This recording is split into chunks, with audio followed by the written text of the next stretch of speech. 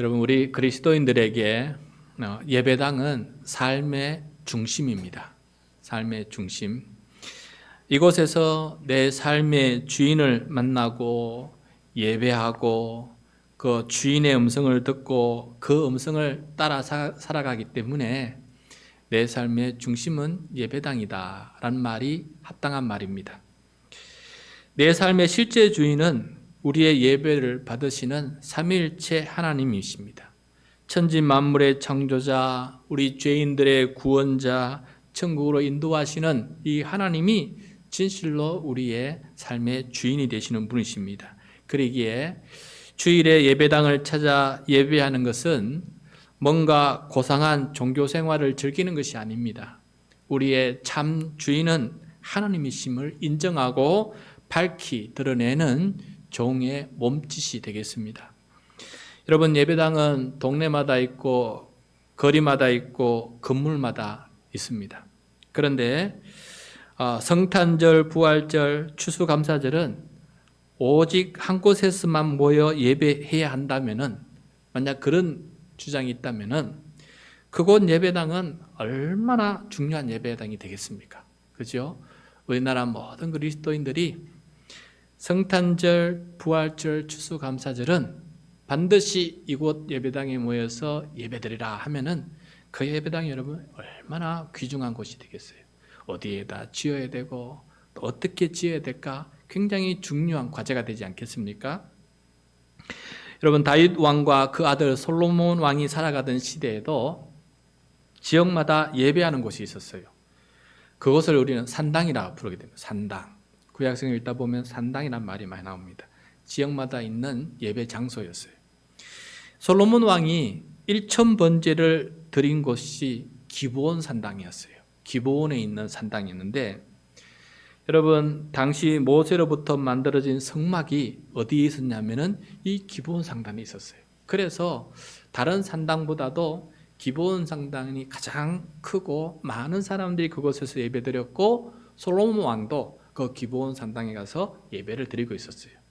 근데 여러분, 성막 안에 들어가면은 성소가 있고 맨 안쪽에 지성소가 있는데 그 지성소 안에 법궤가 있어요.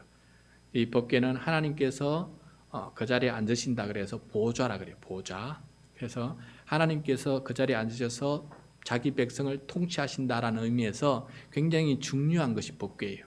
근데 이 법궤는 어디에 있느냐면 기브온 성막에 있는 게 아니고 예루살렘 성 다윗의 궁궐 속에 가져다 놨어요. 다윗이 그것을 거기다 갖다 놓았어요. 그리고 다윗의 꿈이 있었습니다. 어떤 꿈이 있냐면은 나는 이렇게 돌집을 지어서 궁궐을 지어서 살고 있는데 하나님은 천으로 지은 저 천막에 성막에 계시니 저 성막이 아니라 돌로 아름답게 지은 그 성전을 지어서 거기다가 법궤를 모시고 거기서 하나님을 예배드릴 수 있는 그런 예배당이 되고 온 이스라엘 백성들이 6월절, 7절, 초막절이 되면은 그곳에 다 모여서 하나님께 예배드리는 그런 성전을 만들고 싶었던 것이 꿈이었어요. 꿈. 그렇지만 하나님께서는 그 꿈을 허락해 주지 않으셨어요. 왜입니까? 다윗 왕 시대에서는 다윗 왕이 그렇게 그런 꿈을 가졌지만은 할 수 없었던 이유 중에 하나는 다윗 왕 시대는 너무 전쟁이 많았어요. 너무 혼란한 시대였어요. 수많은 전쟁이 있었고 다윗 왕은 그 전쟁터에서 수많은 사람의 피를 흘렸어요. 그래서 그 피 묻은 손으로 하나님의 성전을 지을 수 없다. 그래서 하나님께서 허락해 주지 않으셨어요. 하나님의 성전은 평화로운 시대에 평화로운 사람들이 짓게끔, 왜냐하면 그 성전은 하나님의 평강을 드러내는 그런 곳이 되어야 되기 때문에 평화로운 시대에 짓게끔 하셨습니다. 그래서 하나님은 다윗 시대의 성전을 짓지 못하게 하셨고 대신에 다윗의 아들 솔로몬이 왕이 되면은 그 솔로몬이 그 멋있는 성전을 짓게 하겠다라고 그렇게 허락해 주셨어요. 드디어 솔로몬이 왕 위에 오르게 되었습니다. 그래서 때가 되었습니다. 솔로몬의 가장 큰 업적은 무엇이냐면은 성전을 건축하는 것이었어요. 열왕기상에 솔로몬 이야기가 나오는데 솔로몬 이야기의 절반 이상이 무엇이냐면 성전을 건축하는 이야기로 가득 차 있어요. 그러니까 솔로몬이 해야 한 일 중에 가장 위대하고 그 후대 역사에 통틀어서 가장 위대한 일 중에 하나는 뭐냐면은 성전을 건축하는 일이었습니다. 그래서 이 성전 건축 이야기가 바로 오늘 우리가 읽은 오늘 말씀의 첫 부분이 되겠습니다. 성전 건축이 어떻게 시작이 되었는지, 특별히 성전을 건축하려면은 많은 건축 자재가 필요하지 않습니까? 나무와 돌이 필요한데 그것이 어떻게 준비되었는지를 우리들에게 보여주는 이야기가 바로 오늘 우리가 읽은 본문 이야기입니다. 성전 건축 시작이 어떤지를 함께 살펴보면서 이 말씀을 통해서 나에게 성전은 어떤 의미가 있는지, 그리고 나는 이 성전을 어떻게 가꾸어야 되는지를 오늘 하나님의 말씀을 통해서 함께 경청하고 평소에 생각했던 성전을 다시 한번 마음속에 깊이 새길 수 있는 그런 시간이 되었으면 좋겠습니다. 자, 솔로몬이 왕으로 즉위했다는 소식이 이스라엘 주변 나라들에게 알려지게 되었는데 그 이스라엘 북쪽 경계선에 맞닿아 있는 나라가 두로라는 나라예요. 두로의 왕 히람이 솔로몬 왕이 즉위된 것을 축하하기 위해서 축하 사절단을 보내었습니다. 축하 사절단을 보내어서 축하하게 되는데 이 축하 사절단 때문에 성전 건축 이야기가 시작이 되는 거예요. 성전 건축 이야기가. 자, 우리 1절 말씀인데 우리 다시 한번 읽도록 하겠습니다. 1절 말씀 시작. 솔로몬이 기름 부음을 받고 그의 아버지를 이어 왕이 되었다 함을 두로 왕 히람이 듣고 그의 신하들을 솔로몬에게 보내니 이는 히람이 평생에 다윗을 사랑하였음이라. 네. 자, 여기서 특이한 말씀은 두로 왕 히람이 평생에 다윗을 사랑하였다라고 이렇게 말하고 있습니다. 여러분, 왕이 이웃 나라의 왕을 사랑한다라는 이 표현은 친밀한 국제 관계를 맺고 있었다라는 표현이에요. 친밀한 국제 관계. 또 그럴 만한 또 사연이 있습니다. 왜냐하면은 위에 있는 이 두로 나라는 위에 두로, 시돈 이렇게 있는데 두로, 시돈 이렇게 베니게 왕국을 만들고 있었는데 그 땅은 산이 너무 많아서 경작할 수 있는 토지가 얼마 되지 않았어요. 그래서 산에 목재는 많은데 좋은 목재도 너무 많은데 먹을 양식이 부족한 나라였어요. 그래서 다윗은 건축하기 위해서 목재가 또 필요했어요. 이스라엘은 평지는 많은데 평야는 많은데 또 굵고 높은 나무 목재들이 별로 없는 그런 땅이었어요. 그래서 서로가 상부상조했습니다. 다윗 왕은 두로 왕 히람에게 목재 좀 주시오. 그래서 건축을 했고 대신 그 목재를 받는 대신에 두로 왕은 너희 곡물 좀 주시오 해서 곡물을 올려주고 서로 이렇게 국제 무역을 하면서 서로가 친밀한 관계 속에서 살아가고 있었습니다. 또 그도 그럴 것이 다윗은 앞으로 계속 성전을 건축해야 하기 때문에 이 두로 왕과 좋은 관계를 맺고 있는 것이 지혜 아니겠어요? 그래서 두로 왕과 좋은 관계를 맺고 있었다라는 것이 바로 히람이 평생에 다윗을 사랑하였다라는 그런 말이 되겠습니다. 이 두로 왕의 히람의 이 축하 사절단을 맞이한 솔로몬 왕은 그 즉시 무엇을 생각하느냐? 성전 건축을 생각하는 것입니다. 그러니까 히람을 보는 순간 솔로몬 왕은 맞아, 내가 해야 될 일이 있지. 저 히람 왕을 통해서 내가 성전을 건축하도록 내가 도움을 받아야 되겠다는 생각이 바로 들었습니다. 그래서 축하 사절단을 맞이했음과 동시에 자기도 두로 왕 히람에게 사람을 보냅니다. 사람을 보내면서 자기의 계획을, 성전 건축 계획을 두로 왕 히람에게 말해줍니다. 그 계획을 말해준 내용이 바로 3절 말씀인데 3절 말씀 같이 한번 읽겠습니다. 시작. 당신도 알거니와 내 아버지 다윗이 사방의 전쟁으로 말미암아 그의 하나님 여호와의 이름을 위하여 성전을 건축하지 못하고 여호와께서 그 원수들을 그의 발바닥 밑에 두시기를 기다렸나이다. 두로 왕 히람도 아시다시피 우리 아버지 다윗 왕이 성전을 건축하고 싶은 마음 얼마나 컸습니까? 당신도 알고 있지 않습니까? 그러나 기다렸습니다. 누가? 아들이 왕이 될 때까지, 그리고 이 세상에 전쟁이 없는 평화의 시대가 이루어질 때까지 기다리고 간절히 기다렸다는 거 도로 왕 히람도 알고 있지 않습니까? 라는 것을 운을 띄웁니다. 그러고 난 다음에 그렇게 알고 있으니 정말 도와주셔야 됩니다 라는 협조를 요청하게 돼요. 그게 바로 6절 말씀입니다. 6절 말씀 같이 읽겠습니다. 당신은 명령을 내려 나를 위하여 레바논에서 백향목을 베어내게 하소서. 내 종과 당신의 종이 함께 할 것이요, 또 내가 당신의 모든 말씀대로 당신의 종의 삭을 당신에게 드리리이다. 당신도 알거니와 우리 중에는 시돈 사람처럼 벌목을 잘하는 자가 없나이다. 도로와 시돈에 있는 그 곳에 나무를 벌목해서 나라에 쓰게 해달라고. 그리고 벌목을 하는 것도 당신네들처럼 잘할 사람이 없으니까 벌목하는 일꾼들도 좀 해서 그 나무를 달라 했는데, 무슨 나무를 달라 했냐? 백향목을 달라. 백향목. 여러분 성경 읽으면서 백향목 많이 들어보셨죠? 백향목. 여러분 이 백향목은 어떤 나무냐면은 성장하는 데만 해도 수백 년이 걸리는 나무예요. 그리고 곱고 아름다운 나무. 그리고 목재에 쓴맛이 난대요. 쓴맛이. 그래서 병충해가 벌레들이 달라들 수 없어서 이 나무는 쓰면 건축을 하면 벌레가 먹지 않기 때문에 오래 가는 그런 매우 값진 건축재가 바로 백향목이었다는 거예요. 자, 백향목이 어떤 나무인지 한번 구경해 봅시다. 우리 다음 화면을 보면은 이것이 바로 백향목 사진이 되겠습니다. 다음 화면을 보여주시기 바랍니다. 자, 나무 참 멋있지요? 저만 해도 보기만 해도 멋있는데 저 나무가 몇백 년에 걸쳐서 자라고 골고 곧아서 건축 자재로 그렇게 많이 사용되는 귀한 자재였습니다. 저것 좀 달라는 거예요. 최고의 집, 하나님의 성전에 최고의 나무를 사용하고 싶기 때문에 이 나무를 좀 달라라고 협조를 구하고 있는 것을 보게 됩니다. 그렇게 해주시면 삭살 다 드리겠다. 필요한 것들, 당신이 필요한 곡물을 다 주겠다고 이렇게 협조를 요청합니다. 여러분 이 말을 들은 히람 왕은 얼마나 기쁘겠습니까? 곡물이 필요했는데 이렇게 하니까 히람 왕도 너무너무 기쁜 것이에요. 그래서 서로 곡물을 주고받기로 하고 무역하기로 하고 결단을 내립니다. 10절과 11절 말씀인데 같이 읽겠습니다. 10절 11절.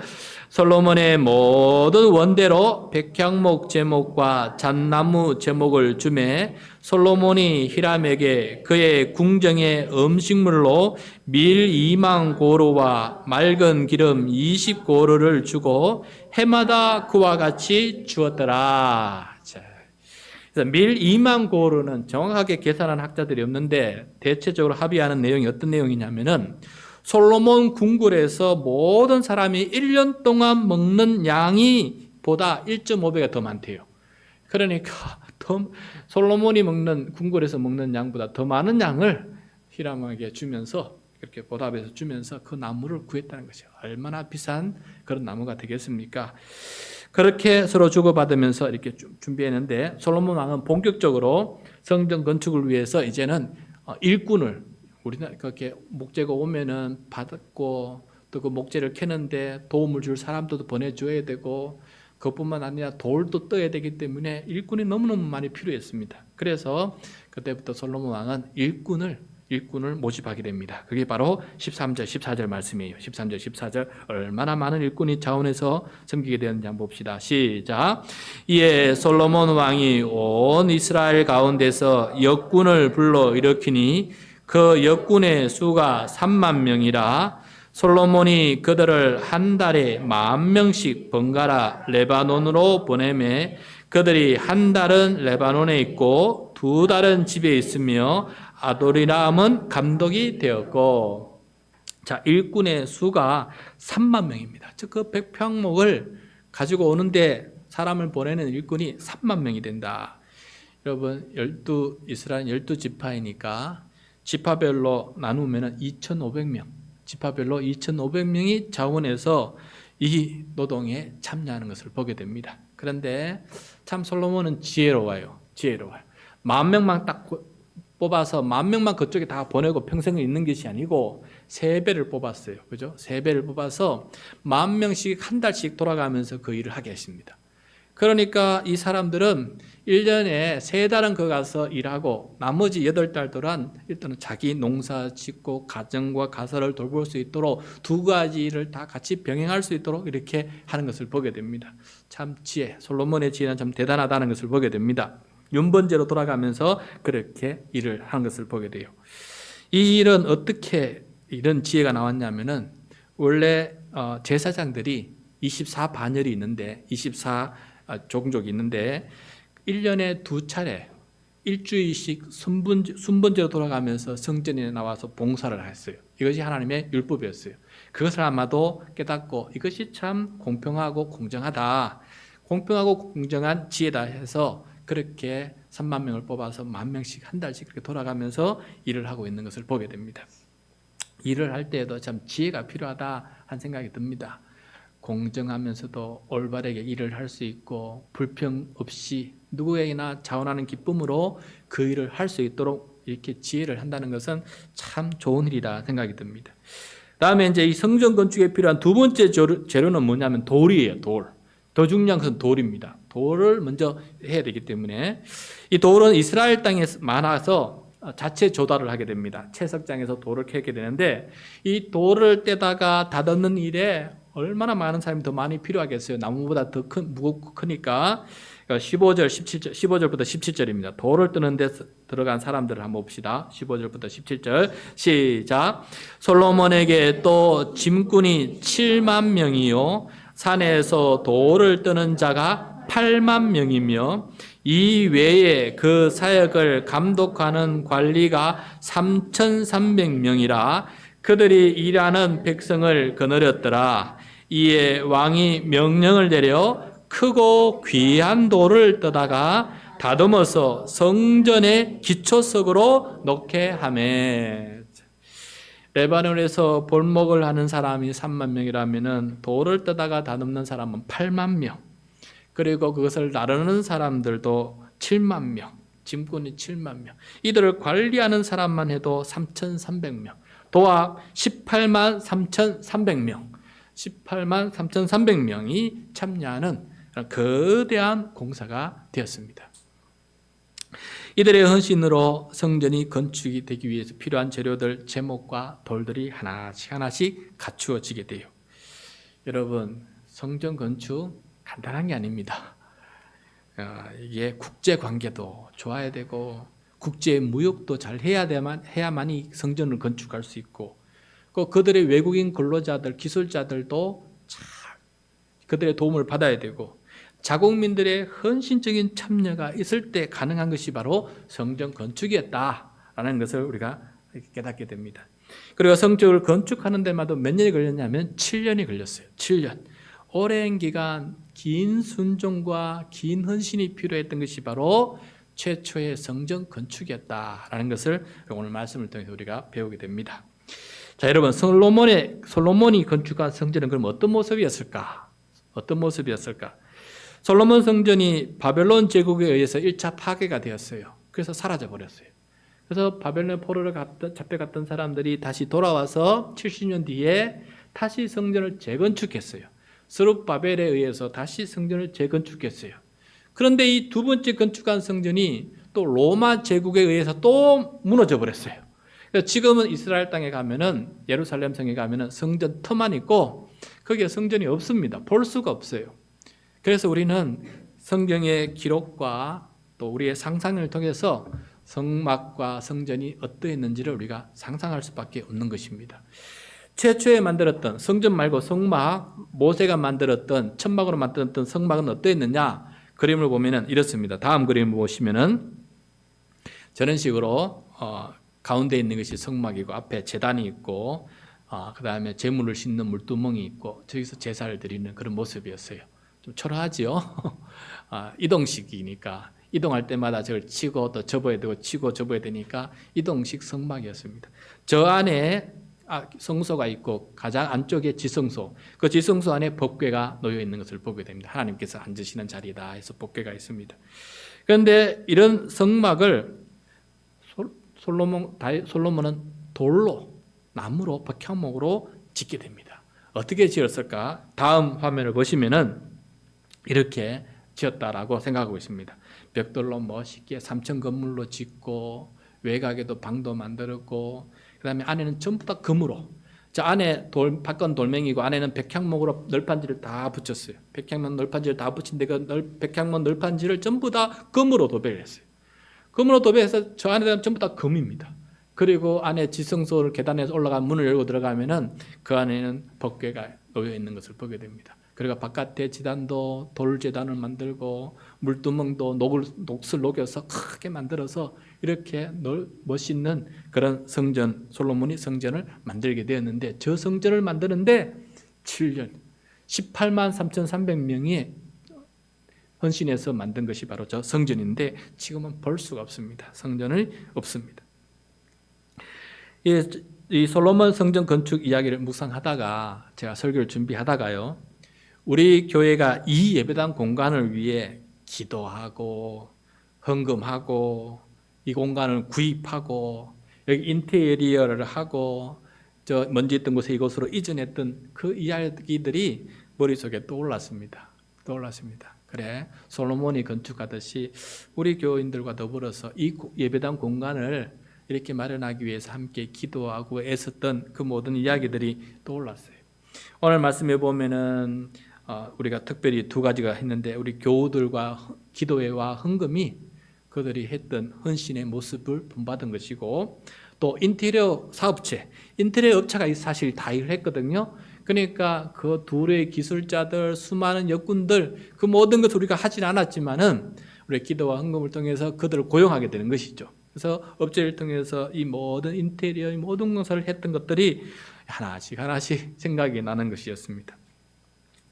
요 공간, 이 작은 공간 하나, 예배당 공간을 마련하는데도 쉬운 일이 아닌데 저 한 나라 전체 백성들이 와서 예배 드릴 수 있는 성전을 건축하는 것이 얼마나 힘들고 어려운 긴 여정이었을까, 얼마나 수고하고 애썼을까 하는 생각을 해보게 되었습니다.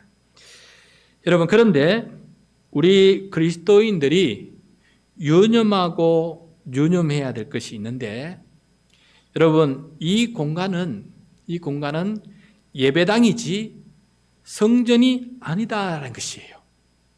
우리 신약의 그리스도인들이 꼭 유념해야 될 것이에요. 여러분, 우리가 성전 건축하고 성전 가자는 말을 하는데 정확하게 말하면은 여러분, 우리 그리스도인들에게는 이 공간은 성전이 아니라 예배당이에요. 교회가 모여서 예배하는 예배당이라는 것이에요. 예배당. 그러니까 성전이 아니다는 거예요. 굳이 정확하게 말하면은. 이것을 아는 것이 굉장히 중요합니다. 그러면은 성전은 무엇이냐, 우리들에게. 이곳이 성전이 아니고 예배당이라면은 우리에게 그러면 성전은 무엇이냐라는 것이에요. 성전은 무엇이냐. 이것을 아는 것이 참 중요합니다. 사도 바울, 예수님의 제자 중에 사도 바울이 고린도 교회에 편지를 써서 한 말이 있습니다. 고린도전서 3장 16절 말씀인데 우리 화면을 보면서 그 말씀을 같이 한번 읽도록 하겠습니다. 시작. 너희가 하나님의 성전인 것과 하나님의 성령이 너희 안에 계시는 것을 알지 못하느냐. 우리 다시 한번 읽겠습니다. 너희가 하나님의 성전인 것과 하나님의 성령이 너희 안에 계시는 것을 알지 못하느냐. 여러분, 성전에 가장 깊숙한 곳에 지성소가 있다 그랬죠. 그 지성소 안에 법궤가 있다 했지 않습니까? 그 법궤 안에는 십계명 두 돌판이 놓여 있고 그 법궤 뚜껑을 가리켜서 보좌, 시온자, 보좌라 그랬어요. 보좌. 거기에 하나님께서 앉는다 그랬어요. 그래서 하나님의 보좌 앞에 나아간다는 말이 바로 그 법궤 앞에 나아간다는 거예요. 하나님께서 영적으로 우리 눈에 보이지 아니하시지만은 그게 앉으셔서 우리 백성을 다스리고 우리의 예배를 받으신다 해서 굉장히 중요한 그 법궤, 보좌예요. 그래서 성전이 의미하는 바는 예배를 드린다는 의미가 있지만은 무엇이냐면은 하나님께서 계시는 곳이다. 거룩한 초소다. 그런 것이에요. 이게 바로 성전이 의미하는 바예요. 하나님이 계시는 거룩한 초소다.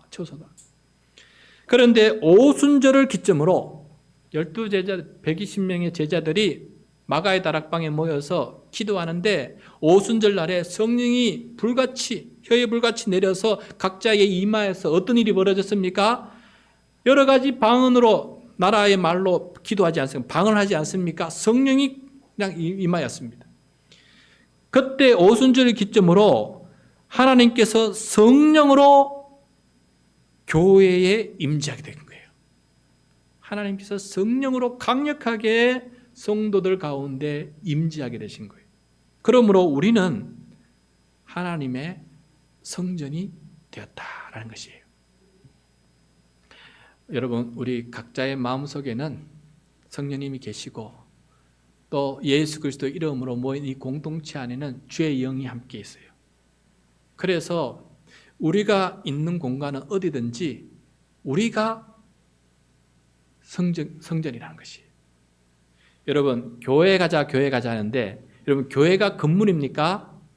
아닙니다. 교회 가자는 말 자체가 틀린 말이에요. 정확히 말하면 우리 교회로 모이자는 말은 맞아요. 그리고 우리 교회 예배당으로 가자는 말은 맞아요. 근데 교회로 가자는 말은 틀린 말이에요. 솔직히 말하면. 왜냐하면 교회는 건물이 아니라 사람이에요. 저와 여러분이 이렇게 모였을 때 이게 교회인 거예요. 우리가 교회예요. 이 건물이 교회가 아니고 우리가 교회예요. 그것처럼 이 교회는 또 하나의 별명이 있습니다. 무슨 별명이냐? 이 교회는 바로 성전이라는 것입니다. 성전. 우리 가운데 성령님께서 계시기 때문에 우리 가운데 거하시고 역사하시고 우리의 마음속에 역사하고 계시는 분이 계시기 때문에 우리를 가리켜서 성전이다라고 이렇게 말하고 있는 것입니다. 그러므로 여러분, 우리가 성전에 대한 글을 읽을 때마다 우리 그리스도인은 어떤 마음을 생각해야 되냐면은 건물을 멋있게 짓는 게 중요한 것이 아니고 우리 그리스도인이 저와 여러분이 존귀하고 거룩하고 보배롭게 그렇게 양육받고 성장하고 성숙하여서 살아가는 그 모습이 정말 중요하다는 사실을 우리가 깨달아야 된다는 것입니다. 성전을 건축한다는 의미는 예배당을 건축한다는 말은 맞아요. 그러나 성전을 건축한다는 말은 나 자신을 우리 성도들과 더불어서 함께 교회로서 모여서 아름다운 모습으로 성장하고 성숙해 나가는 것이 성전을 잘 건축한다는 의미가 된다는 것이에요. 우리 그리스도인들에게는. 아시겠습니까?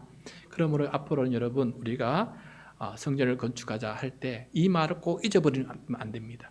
예배당을 건축한다는 말은 이해한더라도 더 중요한 것은 예배당이 건축하는 것이 중요한 것이 아니라 예수님 이후로 우리는 우리 자신을 아름다운 성전으로 만들어가는 것이 더 중요하다는 사실을 꼭 깨달아야 됩니다.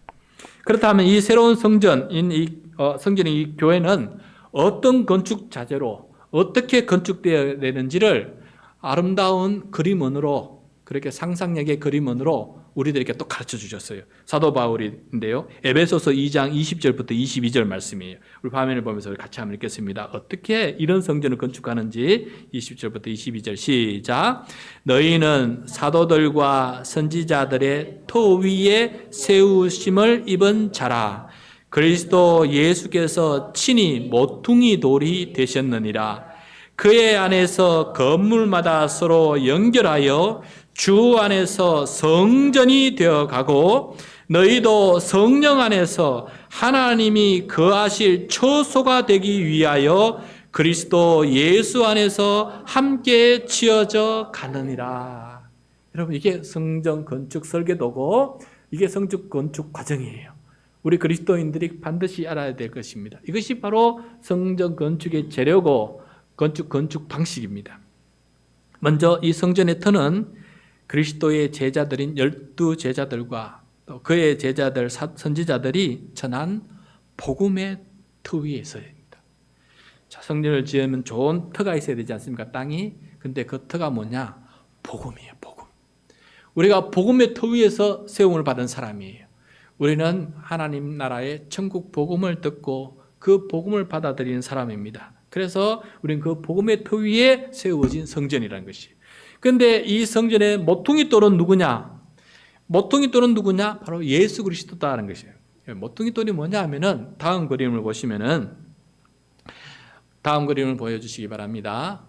자, 모퉁이 돌.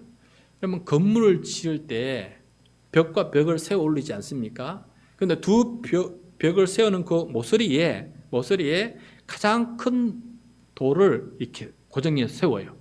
그러면 그 돌이 든든히 서면은 저 돌부터 돌을 기대어서 쌓기 때문에 그 돌들이 전부 다 든든하게 서 나가는 거예요.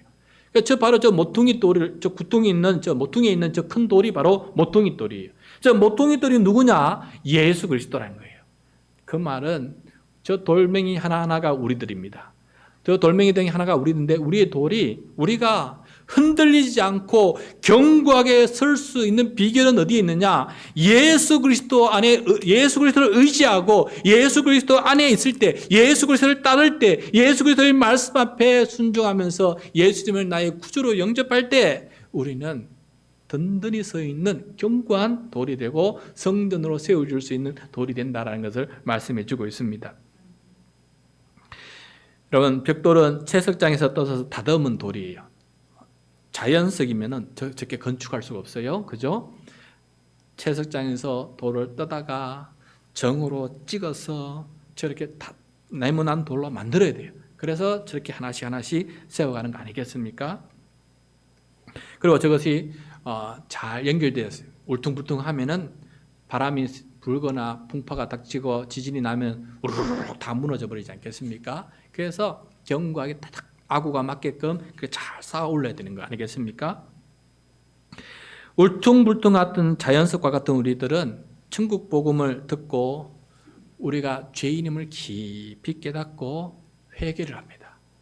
주님, 제가 하나님을 모르고 살았고 하나님의 뜻이 있음에도 불구하고 그 뜻에 반하여서 반역해서 살았고 내가 죄인 중에 괴수로 살았습니다. 나 같은 죄인을 주님 불쌍히 여겨 주시옵소서. 제가 죄인입니다 라고 회개합니다. 회개하면은 예수님께서 우리의 주인이 되어 주시고 우리에게 세례를 베풀어 주십니다. 그래서 우리가 세례를 받습니다. 예수님과 함께 옛사람은 죽었고 예수님과 함께 부활하면서 새 사람으로 거듭나는 그런 삶을 우리가 겪게 됩니다. 영적인 변화지요. 그렇게 변화되는 것을 가리켜서 돌을 다듬는다라는 편이에요. 하나님께서 자연석과 같은 우리를 다듬으셔서 저렇게 성전 돌이 되게 하신 듯이 우리를 회개케 하시고 복음을 통해서 회개케 하시고 우리를 세례받게 하시고 주와 함께 한 몸이 되어서 함께 죽고 함께 살아나는 그런 사람으로 만드셔서 성전 돌이 되게끔 만들어 주신다는 거예요. 그래서 우리가 잘 다듬은 돌이 되어야 된다라는 것입니다. 여러분, 오늘 우리 김창호 성도님이 우리 자연석과 같은 우리 김창호 성도님 예수를 모르고 살다가 주님 앞에 나와서 요한복음을 통해서 예수가 누군지를 알게 되었어요. 그리고 1:1 양육을 통해서 성경 전체에 하나님의 진리가 무엇인지 배워나왔어요. 그리고 이제 세례를 받고 싶어 해요. 이게 바로 자연석과 같은 사람을 다듬으시는, 하나님께서 다듬으시는 과정입니다. 이런 사람들이 모여서 있는 것이 바로 성전이 될 수가 있는 거예요. 회개하지 아니하고 예수와 함께 죽고 다시 살아나지 아니하면은 성전이 될 수가 없어요. 성전 돌이 될 수가 없는 거예요. 예수와 함께 죽고 예수와 함께 살아서 새로 거듭난 피조물이 될 때, 다시 태어난 사람이 될 때 저 성전 돌이 될 수 있고 성전 기둥이 될 수 있는 것입니다. 그런 사람이 성전이 되어가는 것이죠. 여러분, 저와 여러분은 어떤 모습입니까? 정말 잘 다듬은 돌로서 저 모퉁이 돌에 기대어서 견고하고 흔들리지 않는 그런 돌로 살아가고 있습니까? 아니면 삐쭉삐쭉하고 울퉁불퉁해서 조금 흔들리면 저기서 빠져 튀어나와서 떨어지는 그런 돌로 살아가고 있습니까? 세례를 받은 우리들은 또 성찬식에 참여하게 되고 한 식구가 됩니다. 교회가 된다는 것이죠. 그리고 우리는 성령을 선물로 받아서 우리 안에 성령님께서 거하시는 사람이 됩니다. 완전히 다른 존재가 된 거예요. 이제는 새로운 피조물이 된 거예요. 내 안에 성령이 거하시는 사람이 되었기 때문에 나는 성전이 되고 내 몸은 성전이 됐고 완전히 다른 사람으로 살아가게 되는 것이에요. 성령이 내 안에 계시면 우리가 모여서 더 큰 성전을 이루게 되는 것입니다. 그런데 여러분, 우리는 성전입니까? 내 안에 성령님이 계시다는 믿음이 확고하게 있습니까? 그 성령님과 더불어서 살아가고 있습니까? 내가 조금 잘못하면 성령님께서 내 안에 근심하고 계신다는 사실을 알고 계십니까? 내가 하나님 앞에 간절히 기도할 때 나에게 성령의 선물을 주시고 은사를 베풀어 주신다는 사실을 알고 계십니까? 그런 사람이 성전인 사람이에요. 성전인 사람. 교회에 이렇게 목회하다 보니까요, 사소한 이유로 믿음이 약하거나 또 없어서 관계의 어려움 때문에 성도 간에 연결되어야 될 이 성전의 벽이 삐뚤삐뚤 튀어나오고 삐쭉삐쭉 나오고 떨어지고 그런 자연석과 같은 다듬지 않은 그런 돌들이 참 많다라는 것을 깨닫게 돼요. 잘 다듬은 돌은요, 성령님이 계시기 때문에 내가 이렇게 하면은 성령님께서 근심하신다는 사실을 알게 되고 하나님께서 원하시는 삶을 살아가게 되는 거예요. 그리고 이 교회, 이 성전을 거룩하게 지어가려고 그렇게 거룩한 돌이 되려고 참 노력하게 됩니다. 그런데 성령이 아니 계시는 사람은 이런 돌들이 되지 못하는 것이죠. 자, 그래서 어려움 겪고 있는 사람들 참 많이 보게 됩니다. 그래서 여러분, 우리가 더 기도하고 하나님의 은혜로 좋은 성전으로 세워질 수 있도록 더 많이 기도하는 우리 모습이 되어 나가야 되겠습니다. 그리고 이런 성전 자재들이 연결되어서 계속해서 성전으로 지어져 가고 있는데 이미 성전이면서 더 좋은 성전으로 우리가 다 계속해서 성장하고 성숙해야 됩니다. 이런 과정 속에서 사도들과 선지자들, 예수님과 성령님은 우리를 성전 자재로 잘 다듬어 가고 계시는 분들이에요. 마치 백향목과 돌을 떠다가 다듬는 사람이 기술자가 있듯이 오늘도 우리에게 기술자가 있어요. 누구입니까? 예수님과 성령님과 또 사도들과 또 목사와 같은 사도들과 또 선지자들 같이 우리를 돕고 있는 일꾼들이 있어요. 그걸 통해서, 그들의 도움을 통해서 우리는 계속해서 다듬어져서 더 견고한 성전돌로 만들어져 가는 것이죠. 이 과정을 포기하면 안 됩니다. 그러면은 나 때문에 다 무너지는 것처럼 성전이 무너질 수밖에 없다는 사실을 꼭 명심해야 될 것입니다. 그러므로 여러분, 우리가 솔로몬의 성전 건축 이야기를 바라보면서 우리 성전을 잘 지어봅시다. 우리 하늘 평강교회라고 하는 이 성전을 잘 지어서 든든한 그런 성전이 되도록 지어봅시다. 그렇게 하려면은 나 자신이 잘 다듬은 돌이 되어야 되고 잘 다듬은 백향목 같은 그런 목재가 되어야 되지 않겠습니까? 그러한 소망과 그러한 돌이 되고자 하는 갑갑한 마음이, 간절한 마음이 우리 가운데 있을 때 역군이 되는 것이에요. 3만 명, 8만 명 역군이 되는 것입니다. 그렇지 않으면 구경꾼이 되는 것입니다. 구경꾼.